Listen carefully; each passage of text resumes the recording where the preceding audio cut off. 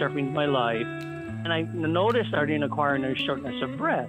My breaths were getting shorter and shorter to the point where surfing was starting to become dangerous. Prescribed all of these tests. My first test was an echocardiogram on my heart. Cardiologist mentioned you have a very large aneurysm. The aneurysm was so large that it had actually turned my heart and my chest and pushed it down. If it wasn't for my new doctor, I had to hug her and I go, "You saved my life."